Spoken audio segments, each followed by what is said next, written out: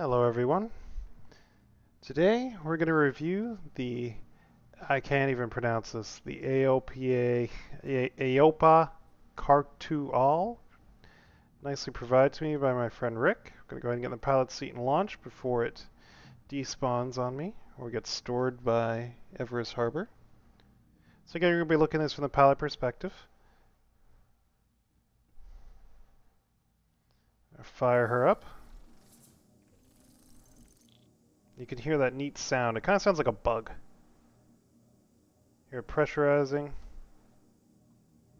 I'm going to power it up.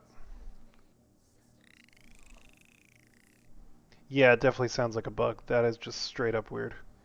Alright. So we're going to go ahead and take off on this.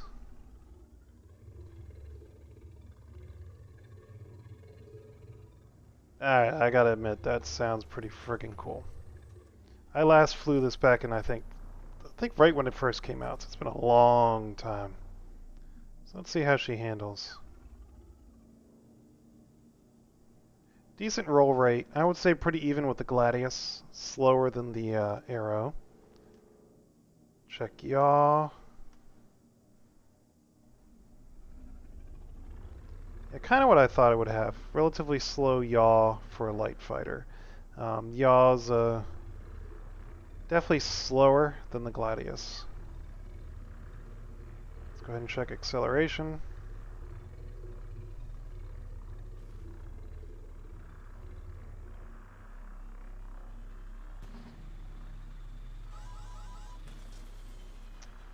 Overheats relatively quickly, so you're probably going to want to upgrade the coolers. It's pretty common with a lot of the alien ships. Very good top speed, 1323 top speed. Let's go ahead and check the deceleration. Pretty darn good deceleration actually, so that's really good. And of course if you flip and burn, you can really... Yeah, it's a pretty good acceleration and deceleration. Slight overheat issue. Let's check guns. Looks like at least the only thing I'm seeing firing are maybe two fixed guns on top. I'm not seeing any gimbaled guns. We'll take a look at the loadout here in a little bit. All right, let's check pitch. Back to SCM. Very good pitch. Yeah, so overall we'll say that's pretty good. And then looking around the cockpit, you know, from the pilot review perspective, this looks nothing like anything that I would fly. I mean, it's got two balls that you're literally tuning Tokyo as you fly this thing. So forward is in back on the throttle. Roll is this, you know, left and right on the other ball. Strafe as you're turning it left. You know, so it's definitely not. Pitch is forward and back. And yaw. Yeah, yaw's left and right. So, I mean, yeah, it's, you know, it kind of makes sense, like as far as the movements and direction and everything, so that's okay. But the fact you're holding a ball instead of a stick or a throttle or whatever will definitely take some getting used to if you're flying this in real life. I mean, obviously it's a game. We take a look here now. So there's no rotopels, just kind of a foot post. You got the center MFD, which is, I like the placement of that. That's very easy to get to you know, set that up. To maybe set your items. You got your status over here, targets. Yeah, so that's not bad. Let's go ahead and take a look at the weapons. So guns. So yeah, it's got two fixed size 3s, I believe. Let's zoom in a little bit. Yeah, so it's got Panther laser repeaters. Those are fixed size 3s, so you could run gimbaled size 2s. No missiles. So she's definitely undergunned. Without any missiles, you just have two gimbaled size 2 or two fixed size 3s. So if you compare it with any of the other light fighters, firepower is lacking. It's got more speed than most of the other light fighters, though. So that, you know, that'll help a little bit. But with the new high-speed combat changes coming, I'm not sure how that's going to work in the long term. We'll definitely have to see how high-speed combat comes in. Shield-wise, it's taken a long time for these shields to charge. So let's actually take a look at the shields it has on it. I don't think it'll show it here. Yes, it doesn't show it here, so I'll have to look through here. Let's take a look at it. Menu, go to power, items, sonic light. That's a power plant. There's those shimmer. So it's got 2 shimmer shields.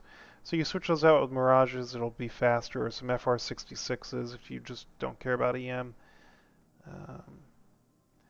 So yeah, I mean, again, it's a decent ship, but you're paying that alien tax, where you're paying for the cool factor. I mean, I'm gonna shut up for a little bit and just fly around so you can listen to it. I mean, the sound is great.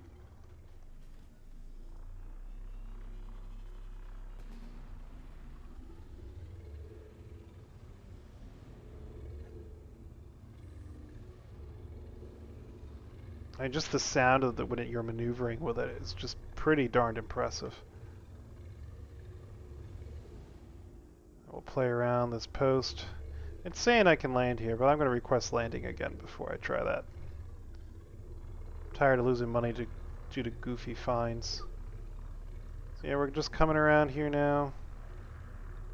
Some boosts to help keep us closer. We'll move it along to this axis.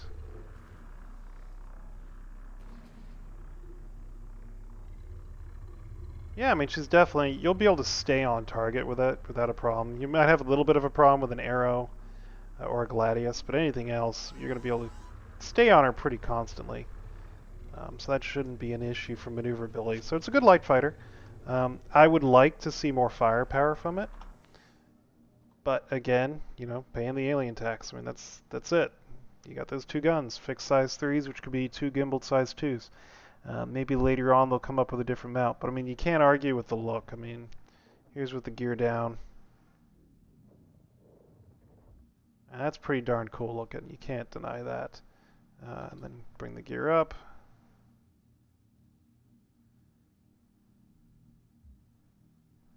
Yeah, and then aerodynamically, since it is an alien ship, you got the 4 engines and the 4 thrusters.